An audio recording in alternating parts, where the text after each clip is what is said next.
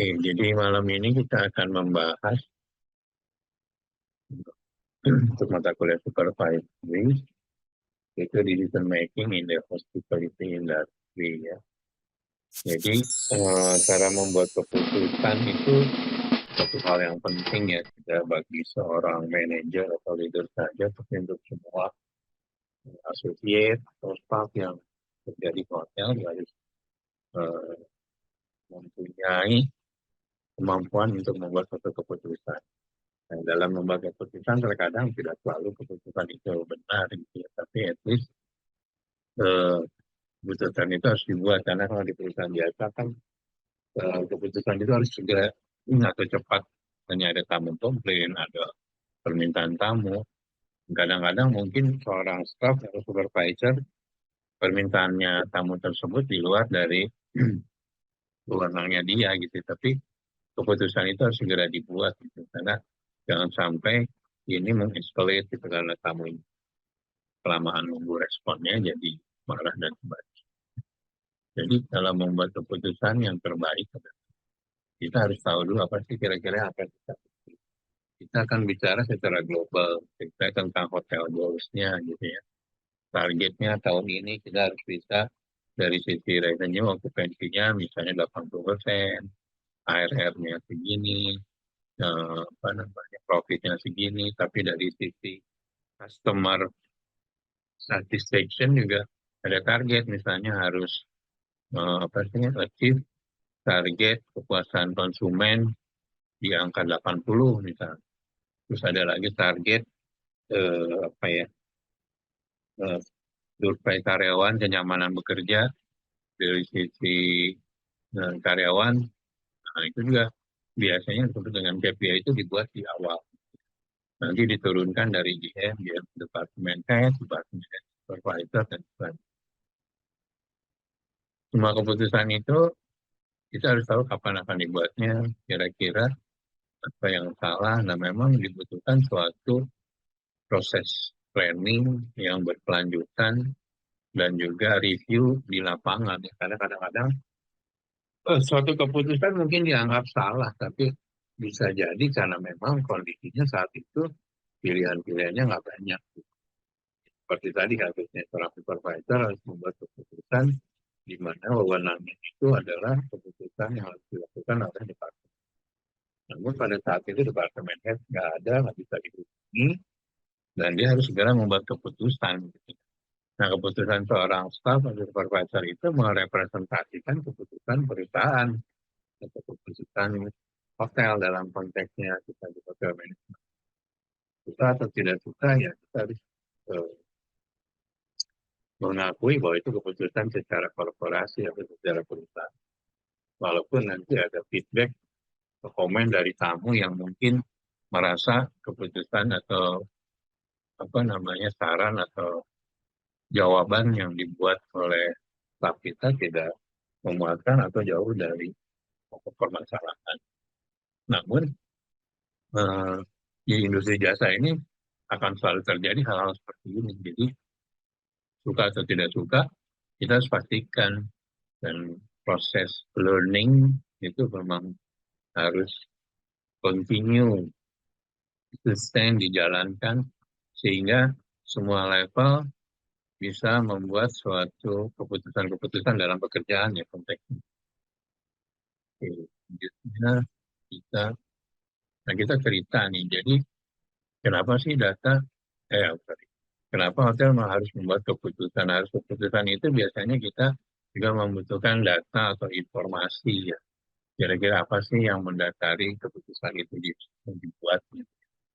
Nah, data-data awal biasanya itu penting supaya, apalagi kalau kita bisa menjawab komplain tamu ya, secara redaksional atau secara markomnya, marketing communication ke tamunya, itu ada tata caranya ya, supaya tidak backfire ke kita lagi. Misalnya tamu komplain gitu ya. Nah, sebisa mungkin kita juga menjawabnya rambu-rambu sehingga menyebabkan untuk mengeliminir, kalau memang itu memang kesalahan dari kita, memang kita harus pintar mengakui. Tapi ada suatu strategi mengakui kesalahan itu juga, jangan terlalu polos gitu. Gimana caranya supaya kita juga tidak terlibat menjadi lebih panjang si komplain dan sebagainya gitu. Sehingga kita bisa lokalisir permasalahan itu, ya syukur-syukur tamunya cukup puas dengan jawaban kita atau service recovery kita, sehingga tidak menjadi problem yang jauh lebih besar. Nah, untuk membaca atau melakukan keputusan yang kita sampaikan, kita memerlukan data-data. Mengapa, apa, dan bagaimana. Nah, biasanya kita harus membuat satu keputusan yang cepat dan akurat ya. Makanya kita harus, terutama untuk konteks bisnis ya, jadi kita harus tahu tentang, kalau kita meng-grab bisnis, kira-kira marketnya siapa nih? Misalnya marketnya segmentasinya Gen Z nih. Nah, Gen Z itu mempunyai spesifikasi market yang, atau karakteristik market yang unik gitu. Jadi kita harus bisa apa namanya ini lebih dekat ya. Kita harus bisa menggunakan placement atau media yang digunakan untuk segmentasi market kita gitu ya, supaya message-nya ter-deliver dan menarik attention dari market yang kita tuju gitu ya. Percuma kita bikin konten bagus tapi ternyata nggak masuk ke segmen market itu, padahal kita mau menyasar market tersebut. Nah, dalam konteksnya, dalam kita membuat keputusan dalam konteks promotion nih, kita harus setup mulai dari pricing-nya juga ya. Gimana cara membuat pricing, baik di rooms, F&B, terus dilanjutkan metode promosinya seperti apa gitu ya. Sekarang hampir mungkin 90% menggunakan online ya. Offline-nya udah jarang digunakan di berbagai industri hotel terutama ya. Karena satu dari sisi spreading-nya lebih lebih tepat ke market yang kita tuju ya dengan online ini. Karena kita bisa melihat kantong-kantong market kita di mana, dan kita bisa melihat berapa banyak sih konversi dari iklan kita menjadi penjualan. Gitu. Kita bisa mengukur. Jadi kalau kita beriklan di Google, gitu ya, Google Ads, nilainya misalnya $300 sebulan. Marketnya, kelasnya misalnya milenial plus Gen Z ya, untuk F&B misalnya. Terus tipe mode promosinya, platformnya menggunakan IG misalnya. Nanti ketahuan dari situ kita berapa banyak sih yang kita sasar itu akhirnya menjadi revenue, itu namanya conversion ya. Terus membuat package-package yang sesuai dengan segmentasi pasar kita. Nah, makanya sekarang beberapa hotel, terutama brand-brand besar, menggunakan beberapa platform ya. Kita ada juga yang namanya Google Ads Plus. Jadi Google Ads Plus itu kayak semacam booking engine, tapi ini untuk platform-platform kita beradvertising. Di situ ada any kind of platform untuk apa namanya, advertise di sosial media gitu. Jadi kita tinggal masukin, misal budget kamu $1.000 gitu ya untuk sebulan. Kamu berikan di AdPlus, di Facebook, di Instagram gitu kan. Terus segmen pasarnya di ini apa di identifikasi. Terus kamu pay per kliknya berapa. Nah, nanti itu akhir bulan atau mingguan itu bisa lihat dari kita pasang 1.000 itu yang mengkonversi jadi revenue berapa.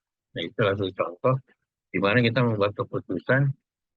Keputusan itu harus benar dimulai dari tadi yang dari analisa data, terus kira-kira metodenya seperti apa dan bagaimana caranya. Sehingga keputusan itu runtut dan menghasilkan suatu hasil dari goals yang akan kita capai gitu ya.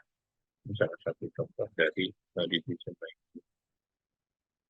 Nah, saat ini hotel-hotel memang kita harus lebih fokus ya, terutama waktu kita untuk kita bisa growing atau bisa hotel kita bisa terus sustain bisnisnya, kita harus bisa mempetakan sedemikian rupa karena kompetisi sangat ketat. Terus segmentasi pasarnya juga kadang-kadang ada beberapa hotel yang tidak punya backbone market yang kuat, sehingga akan menyebabkan swing market ini kadang kalau kita nggak bisa mengantisipasi dengan konten yang menarik, promo-promo yang ya, yang sesuai dengan segmen pasar kita akan tertinggal. Pokoknya beberapa brand besar atau hotel-hotel besar di Jakarta, di beberapa kota, menggunakan spesialis ya, content manager gitu khusus untuk apa namanya membantu hotel mempromo secara online media untuk berbagai segmen pasar ini. Karena pendekatannya pasti beda. Ya. Yang kira kita konteksnya kita akan membuat keputusan melakukan promosi hotel ya. Kira-kira apa sih kalau kita mau tadi kan booking channelnya apa? Itu tadi kita menggunakan Google Ads. Google Ads itu seperti saya sampaikan dia semacam booking engine tapi khusus untuk advertising. Jadi di situ akan terjadi akan banyak jenis platform-platform untuk meng-advertise kita punya produk, mau rooms, mau F&B, dan termasuk juga bangket, meeting. Nah, nanti tinggal diidentifikasiin aja segmen pasarnya siapa, terus kira-kira nanti bisa kelihatan tuh kalau kita spending segini, di projection-nya akan konversinya atau balik jadi revenue kurang lebih berapa. Nah, itu akan di-compare juga dengan actual versus budget, versus last month, terus termasuk dengan compare ke year to date-nya, apakah sudah achieve atau belum, itu integrated. Jadi kita enak, kita berlangganan itu, eh, kita tinggal masukin aja event-event kita, terus nanti dia akan memberikan suggestion, mau main di mana, iklannya berapa, depositnya berapa, nanti kita tinggal placement aja sih dananya. Terus nanti tiap bulan atau tiap hari, mingguan sih biasanya kita akan dikasih back-end datanya, performanya seperti apa. Ya. Lanjut kita, bagaimana kita membuat suatu keputusan yang selalu tepat pada ininya. Yang pasti kan ya kita harus tahu goalsnya apa. Nah, konteksnya kita bicara tentang bisnis nih, bisnis hotel. Gimana caranya kita meningkatkan selalu dari tahun ke tahun ada pertumbuhan, ada growth, growth dari revenue, growth dari sisi okupansi, bla bla bla dan sebagainya. Nah, itu ditentuin dulu KPI-nya. Nah, udah ketahuan gitu, dibikin diturunin tuh manajemen by objektifnya apa dari masing-masing departemen head turunin ke supervisor dan supervisor turun ke staff. Terus melakukan collecting information gitu. Selama ini data-data yang terjadi seperti apa? Terus biasanya kalau kita menggunakan revenue management itu kita menggunakan apa namanya? Kita ada macam projection atau forecasting. Kalau algoritma datanya benar, nanti dia akan memperkirakan karena dia akan mengkompil beberapa data, mulai dari data kompetitor, data hotel kita, apa yang sudah kita perbuat, marketing plan-nya, dan segala macam. Nah, data itu nanti menggambarkan kira-kira strateginya seperti apa. Dia akan ngasih pilihan-pilihan. Nah, itu membantu kita membuat satu keputusan ya. Beda dari zaman dulu, kita kan dulu kalau kita tidak menggunakan teknologi itu, keputusan-keputusan itu kadang-kadang top bottom gitu ya, gimana GM aja gitu. Kalau sekarang kita banyak resources-nya gitu, sehingga tidak harus dari level GM, mereka itu bisa membaca kira-kira keputusan apa yang harus dibuat. Karena ini proses yang berulang-ulang, biasanya sih masing-masing DPS akan tahu nanti kira-kira kalau cost case seperti ini gimana jadwal. Dan pasti kita melibatkan memang tim ya, kita nggak bisa kerja sendiri, juga melibatkan mungkin dengan third party gitu ya, kayak tadi seperti disampaikan. Beberapa hotel menggunakan outsourcing untuk content manager karena mungkin pakai lokal apa ya produknya terlalu monoton dan variasinya nggak ada. Tapi kalau outsourcing company mungkin dia akan bikin konten dalam seminggu itu akan mungkin lebih banyak gitu dibanding seorang apa namanya e-commerce atau seorang digital marketing di hotel kita yang day to day dia sendirian gitu kan dia harus nyiapin konsepnya, siapin talentnya, nyiapin videonya dan sebagainya itu butuh waktu. Tapi kalau di outsourcing lebih cepat dan biasanya lebih beraneka ragam. Memang biayanya akan jauh lebih mahal, tapi kamu harus melihat dampak dari itu, memang cost. Nanti kita akan berbicara dalam membuat keputusan itu, kita keluarin costnya berapa nih. Tapi dengan costnya nambah misalnya 100 juta dari promotion, kita bisa ada tambahan revenue 1 miliar gitu. Kayak buat kan, apalah arti 100 juta kalau kita dapat 1 miliar gitu ya. Jadi kita tidak bisa melihat oh, costnya kemahalan nih 100 juta. Tapi kamu lihat juga volumenya atau profitnya ternyata besar juga, kenapa enggak gitu. Nah, tapi jangan menggunakan, coba-coba kan ini kan menggunakan semuanya dengan teknologi, ada apa sih urutan dari keputusannya itu kan sebelum keputusan itu dibuat kan tadi kan gather information, terus tim meeting dan sebagainya. Dibutuhkan juga satu tim creative thinking ya, apa namanya, yang critical. Jadi kadang-kadang eh, kalau kita meeting yang hanya orangnya itu saja, mungkin kita nggak punya insight dari luar gitu. Kadang-kadang dibutuhkan kita meeting mungkin sebulan sekali lah dengan tim, dengan berbagai jenis departemen, berbagai jenis background yang berbeda. Kita mencari konsep apa sih yang bisa kita jual lagi gitu. Kadang-kadang kalau kebiasaan-kebiasaan orang sales, dia sukses di tempat lalu menggunakan metodenya gitu, dia nggak mau capek diulangi lagi gitu. Padahal belum tentu hotel itu akan sama konteksnya ya. Jadi makanya dibutuhkan mungkin ada insight dari departemen lain atau apa namanya dari asosiat lain yang bisa bantu kita. Selanjutnya juga kita belajar dari kesalahan. Banyak kesalahan-kesalahan itu membuat keputusan ke depannya menjadi lebih perfect gitu ya. Kita memang di dalam perusahaan manapun gitu ya. Dan tadi kan seperti tadi ya, contoh, pada saat membuat keputusan itu pilihan-pilihan kita nggak banyak. Karena pilihan-pilihan kita nggak banyak, pada saat itu keputusan yang terbaik. Tapi setelah ditinjau dari perspektif yang lain dan waktu yang berbeda, mungkin itu dianggap keputusan yang salah. Nah, kesalahan dari itu kita belajar kira-kira nanti untuk mengantisipasi case lagi seperti ini gimana sih caranya gitu ya. Nah, biasanya ya dengan training, ya dengan kayak discussion seperti ini kita ketahuan problem-problem yang akan timbul ke depannya dan kita bisa antisipasi itu sehingga tidak terjadi kesalahan yang sama berulang. Selanjutnya kita bicara tentang strategi cara membuat keputusan ya, di industri hotel, di industri hospitality ya, karena memang kompleksitas masalah ya. Di sana kan berbagai jenis, ya kamu bayangin aja kalau hotel kamu misalnya di luar negeri, berbagai jenis multi etnis di sana, dengan segala perbedaan budaya, perbedaan style of leadership. Nah, kita gimana cara menggather ini semua, ngeblend, itu menjadi suatu keputusan hotel, keputusan bersama. Nah, ini agak sulit ya. Kadang-kadang ada ego di situ. Nah, biasanya kita nanti akan terjadi dua tuh, leader yang memang demokrasi atau leader yang otoriter. Dalam kasus-kasus tertentu, otoriter juga dibutuhkan gitu ya. Karena kalau keputusan terlalu banyak demokrasi, terlalu banyak diskusi, keputusannya lama. Sedangkan harus dibutuhkan keputusan yang sangat cepat, apalagi dalam industri sekarang gitu ya. Kita nggak bisa nunggu eh, besok jawabnya, mungkin tamunya sudah keburu pindah ke hotel lain. Ada banyak kepentingan juga dari para stakeholder, ya gitu ya harus bisa stakeholder ini mulai dari kan ada karyawan, ada tamu di sini, ada vendors, ada segala macam, ada owners.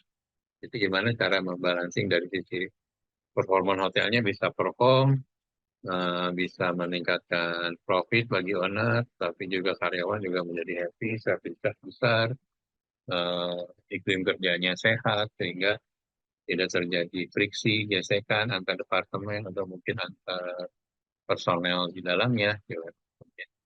Nah, selanjutnya, kita juga tidak bisa memunafikan diri, kita harus mengadaptasi perubahan-perubahan. Ya. Sekarang tuh di industri hotel, sekarang banyak sekali perubahan-perubahan, terutama setelah kasusnya pandemik itu, perubahannya itu benar-benar merubah style dari industri hotel itu sendiri ya. Yang dulunya lebih banyak interaktif tradisional manual, mungkin sekarang akan lebih banyak teknologi yang ke depannya. Dulu menggunakan kunci manual pakai pin card atau apa namanya sublock.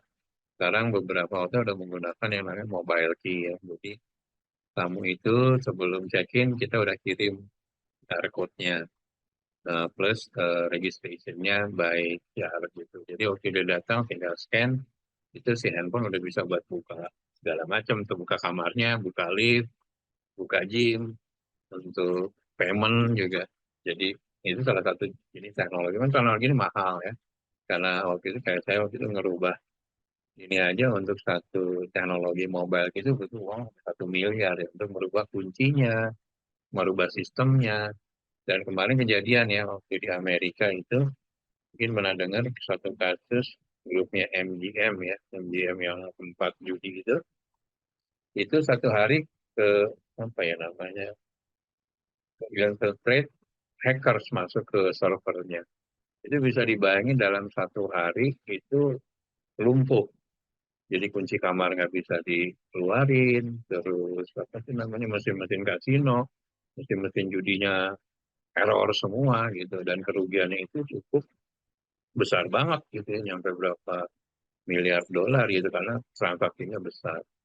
Nah, akhirnya si grup NGM ini, karena dia dulu awalnya memanage sendiri ya, dia gabunglah dengan brand yang mempunyai sistem security yang bagus, dia gabung sama dia, dan semua sistemnya diganti untuk supaya menghadapi ya tadi intruder ya, hackers sehingga bisa mengganggu dia punya bisnis gitu ya.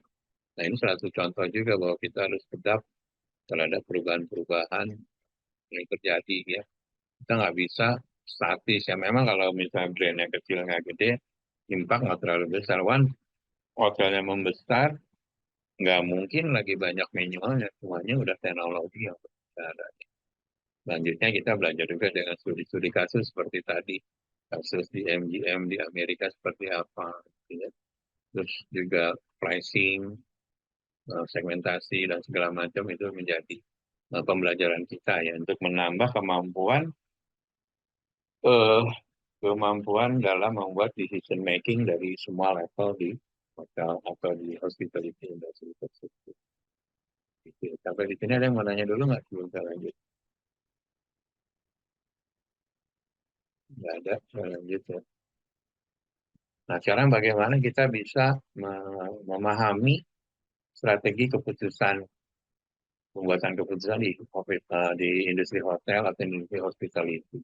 Jadi sudah disampaikan yang pertama, kita melakukan market analyzing dan positioning. Positioning hotel kita, misalnya hotel kita di Jakarta, nih bintang 5, daerah Sudirman. Konsepnya adalah hotel, misalnya ada Ritz-Carlton, ada kompetitornya ya, misalnya ada Le Méridien, ada Shangri-La, ada Mulia, dan sebagainya. Rata-rata kalau hotel bintang 5 di Jakarta itu, rate-nya misalnya gitu, range-nya dari 200 US dollar ke atas. Jadi kalau ngeliat gitu, misalnya kamu mau pakai brand yang bintang 5 juga kan ada juga yang premiumnya, yang luxuriousnya, ada mungkin yang bintang 5 tapi level middle-nya gitu ya. Nah, kalau positioning seperti itu, saya pernah disampaikan oleh seorang business development, sebenarnya kekuatan harga, penetrate harganya udah di segitu, mendingan kamu misalnya pakai brand bintang 5 tapi yang nggak terlalu luxurious gitu. Toh harganya masih kecil di angka segitu gitu. Dari sisi apa namanya, investasi dan biaya-biayanya jauh lebih murah, tapi kemampuan untuk revenue-nya nggak jauh beda dengan luxurious yang lainnya gitu. Ya ada perbedaan tapi tidak terlalu signifikan. Itu saya baru tahu ternyata dari bisnis background seperti itu gitu. Jadi daripada kita pakai yang luxurious, karena marketnya niche market, walaupun gede juga ya, tapi maksudnya harganya nggak terlalu, gapnya nggak terlalu jauh gitu dari sama bintang 5 tuh, harganya nggak terlalu, gapnya nggak jauh banget gitu. Nah, itu salah satu strategi juga waktu kita membangun hotel, pakai brand apa nih, lokasi udah bagus. Gimana caranya kita bisa memenangkan persaingan? Dari situ kita bikin analisanya ya, sekitar kondisi.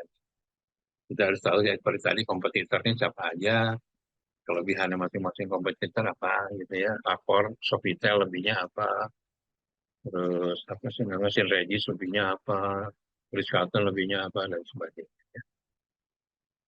Yang kedua, kita pastikan resources kita. Untuk membuat keputusan dalam investasi juga dibutuhkan kira-kira budget kita, mau bangun bintang 5, bintang 4, duitnya berapa nih?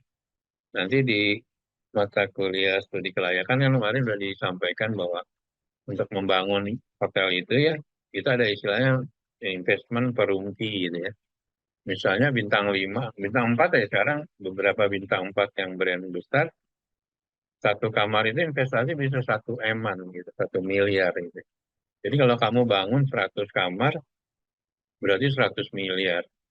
Kalau 100 miliar, kondisi okupansi di Jakarta, misalnya 70 sampai 80 bintang 4 di daerah selatan, Jakarta Selatan atau Jakarta Pusat, kira-kira bisa balik modal berapa lama ya? Itu nanti namanya ROI calculation. Jadi dari duit yang ada, kita punya budgetnya per kamar tadi 1 miliar, kamarnya 100 unit, berarti 100 miliar. Supaya 100 miliar ini balik di tahun ke-10, maka kita harus jual harga per kamarnya berapa. Terus pada tingkat okupansi berapa. Misal city okupansinya 70 gitu kan. Jadi kemampuan kamu mungkin tahun pertama nggak mungkin 70, 65 gitu ya. Tahun kedua naik 70. Naiknya biasanya nggak gede-gede amat, 2%, 3% gitu ya. Dan pada satu titik nggak mungkin kan udah 90 naik 100, 110 nggak mungkin. Biasanya akan maintain keseimbangan itu paling di 80 gitu ya. Nah itu biasanya kalau hotel-hotel yang udah 80% itu udah susah tuh bikin budget dari si okupansi. Paling naiknya dikit. Nanti paling kamu naikinnya harganya, harga jualnya ya. Nah itu dari sisi ROI. Terus resiko-resiko juga kamu harus pastiin ya. Dulu kejadian Regent Hotel ya di mana dia zaman dulu sebelum Shin sini Regent Hotel zaman dulu itu dia dimiliki oleh Kodel ya. Kodel itu Kongsi 8 punyanya Fahmi Idris, terus apa lagi tuh yang bekas menteri dari Gorontalo tuh Fadil Muhammad dan sebagainya itu dia bikin hotel Regent di Kuningan situ ya, sekarang jadi Sin Regis ya. Nah dulu itu dia salahnya dia mengasuransikan gedungnya itu menggunakan asuransi milik sendiri. Ternyata kejadian kan waktu itu hujan besar, banjir Jakarta, meluap kali apa tuh yang deket Kuningan situ tuh yang terusnya ke kota BNI itu meluap dan masuk ke dalam Hotel Regent sampai apa sih namanya basementnya itu tergenang nyampe berapa meter gitu sampai di bawah, sedangkan di bawah itu ada mesin genset, mesin laundry gitu kan. Dipikirnya dia bisa klaim insuran itu, ternyata karena dia nggak klaim di insuran yang gede, diklaim dan akhirnya gagal bayar dan akhirnya malah rugi gitu. Nah, itu salah satu contoh. Bisa kalau punya produk bagus gitu, kadang-kadang kita suka apa sih namanya nggak mau bayar premi yang mahal itu nyari yang murah tapi giliran kejadian resiko itu ya mitigasi, nah, kejadian ternyata problemnya asuransinya nggak punya reinsur lagi gitu. Reinsur itu jadi biasa kalau sesama asuransi itu saling membackup ya. Jadi kalau kamu punya properti pakai asuransi Wahana Tata gitu, Wahana Tata itu dia ada reinsurnya di atasnya, jadi kalau sampai terjadian kita harus mengklaim Wahana Tatanya nggak kuat, dia punya backupnya gitu. Itu satu contoh jadi kejadian di Indonesia. Nah, makanya keputusan membuat ini kan termasuk keputusan juga ya, termasuk membuat kamu investasi ya kamu harus mikirin itu dari segi dananya, kapan ROI-nya, resikonya juga. Terus pendekatan customer-nya bintang 5 udah jelas, segmen pasarnya jelas ya. Tapi kalau kamu main di bintang 4, bintang 3 yang marketnya lebih ke pricing gitu, variabel utama orang milih hotel itu harga. Nah itu agak repot tuh. Tapi kalau kamu udah punya brand yang kuat, sehingga orang nggak ngeliat lagi harga, dia udah punya loyalty pada brand tertentu gitu. Karena dia biasa pakai grup Aston gitu. Dia akan stay di Aston atau grup Swissbell atau biasa pakai Marriott atau pakai Accor dan sebagainya. Itu juga contoh. Nah, terus teknologi ini kan terus berkembang ya. Kadang-kadang memang hotel-hotel yang standalone, hotel-hotel yang tidak terlalu besar itu agak investasinya agak mahal sih memang ini ya. Jadi memang, tapi setiap investasi ini pasti secara jangka panjang itu menjadi pengurang dari biaya gitu. Itu akan menambah bottom line, menambah profit gitu ya. Jadi itu juga satu contoh buat teknologi, pilihan teknologi itu membantu keputusan di dalam industri hospitality. Nah, sekarang ini lagi tren sustainability, ya, social responsibility. Beberapa brand hotel sudah ke green economic ya. Tidak menggunakan plastik lagi di beberapa hotel, beberapa yang bukan single plastic use ya. Jadi ya, sorry yang pakai single plastic use. Jadi plastiknya bisa didaur ulang. Ya. Tapi hampir semua kayak grup Accor dia sudah menggunakan, kalau kamu stay di sana sudah menggunakan apa namanya, tirernya dari kayu, even kuncinya dari kayu, terus di restorannya juga ada semacam green apa sih namanya, green rumah kaca ya, di situ ada pohon-pohonan atau salad yang dibangun, dia kerjasama dengan third party dan kamu bisa langsung mengkonsumsi di coffee shopnya gitu. Nah ini satu contoh bahwa sekarang beberapa brand besar sudah shifting mulai mikirin green economic ya, jadi sustainability, social responsibility menjadi apa namanya menjadi goals dari brand tersebut. Ada satu social responsibility adalah contoh-contoh leftover dari buffet ya. Sekarang itu kan banyak kalau hotel buffetnya itu kan pagi suka bersisa ya. Selain ditransfer ke kantin, staf karyawan, masih sisa juga biasanya itu menjadi CSR hotel tersebut. Nah ini juga menjadi bagian dari apa namanya part of dari keputusan-keputusan yang harus dibuat industri hospitality ke depan. Selanjutnya market trend yang kita harus juga memastikan kita harus tahu trennya seperti apa ke depannya. Seperti kemarin dulu kan kejadian COVID, maka semua apa ya barang-barang harus hygiene, kamarnya harus disterilisasi, dihigienisi dan sebagainya. Finance consideration menjadi utama ya. Kalau kamu bikin hotel kan tadi duitnya cuma segini ya, kamu nggak bisa maksain karena nanti, apalagi kalau kamu nggak punya bisnis lain selain hotel, keputusan membuat hotel sekarang juga agak sulit ya. Semua bank dia akan lihat dulu portofolionya kita gitu. Kalau kita punya bisnis lainnya yang cukup mumpuni, once ini terjadi problem dengan hotel, hotelnya masih bisa bayar utang gitu ke banknya gitu ya. Tapi kalau ownernya cuma ngandelin itu hotel, wah repot. Kalau hotelnya bermasalah, bisa jadi kredit macet dan sebagainya. Ya. User experience menjadi suatu hal yang penting sekarang ya dengan komen-komen di apa, TripAdvisor, komen-komen di IG gitu ya, dengan apa dining experience yang baik itu meningkatkan kita punya reputation, brand kita menjadi lebih baik gitu ya, sehingga market menjadi lebih well known ya, jadi gampang jualannya. Tadi sustainability udah dibahas, equity sama seperti tadi. Teknologi udah kita bahas. Ya compliant ya tetap ya, karena beberapa daerah juga legalnya udah jelas. Misal kamu bangun hotel di Bali kan udah jelas nggak boleh lebih dari tingginya 20 meter atau nggak lebih tinggi dari pura gitu kan. Itu menjadi aturan daerah dan itu berlaku gitu ya. Di Jakarta misalnya KDB-nya, completion jumlah bangunannya harus misalnya 40%. Berarti kamu bangunnya hanya 40%, sisanya harus apa, ruang hijau dan sebagainya. Ya. Jadi kompetitor sudah kita bahas, karena penting kompetitor karena itu menjadi mempengaruhi keputusan kita membuat hotel. Apakah di kota tersebut masih menarik nggak sih bisnis hotel itu?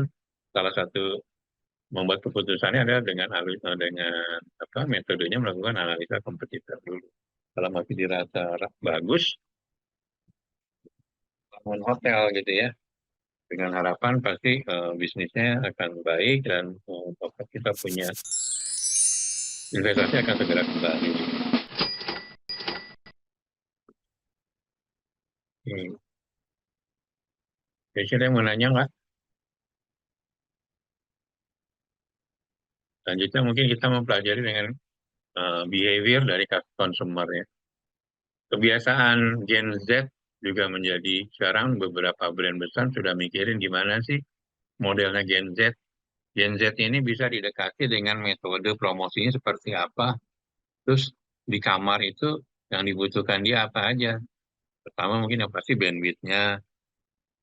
Sekarang TV juga sudah tidak menggunakan lagi apa sih namanya channel-channel yang ini ya. Kalau dulu kan kita di hotel kita berlangganan misalnya sama Indovision gitu ya, ada 40 channel. Beberapa sekarang cukup pakai Google TV, nanti dia nonton Netflix sendiri. Nah, ini berubah kan, teknologinya berubah, makanya kamu bangun hotelnya juga harus mengikuti itu, karena mungkin ke depannya kan udah milenial dan Gen Z, tapi yang generasi baby boomer dan segala udah nggak pernah, atau masih ada yang ke hotel, tapi hotelnya yang konvensional, tapi segmen pasar terbesarnya pasti nanti Gen Z, dan perilaku Gen Z itu menjadi kita punya pembuat keputusan, berarti segmentasi itu yang harus kita ambil nantinya ya, ini segmentasi yang kita ambil. Oke, terus itu yang mengantisipasi ini sama sih kayak yang tadi ya. Kita harus mengantisipasi yang namanya perubahan-perubahan yang tadi, dari perubahan dari gaya hidup, behaviornya customer kita, ya kita harus melakukan antisipasi itu gitu ya. Kolaboratif dan networking, ya pastilah namanya kita tim di industri jasa nggak mungkin kerja sendirian, kita kerja tim front office yang proses check ini, housekeeping, nyiapin kamarnya, F&B, nyiapin makanannya, kitchen yang masak. Tetap apa namanya, kolaborasi juga harus tetap dijaga supaya solid ya, namanya service delivery. Itu ya, ada yang mau nanya sebelum saya akhiri? Tidak ada. Paling Pak ini Pak yang waktu pas itu saya tanya langsung Ah, by WA, mungkin ya bisa gimana ceritanya? dijawab di sini atau di sesi lain kali ya Pak ya? Nggak Atau apa-apa, gimana Pak? gimana ceritanya? Mungkin saya masih ada waktu, kebetulan saya ada janji jam 20.15, tapi gimana ceritanya? Boleh ceritain Ica, detailnya. Eh, Gimana sih nggak, ceritanya? jadi gini Pak, kalau misalkan kita di suatu tempat kayak di kantor atau di hotel, kebetulan kan saya kan di kantor ya, gitu.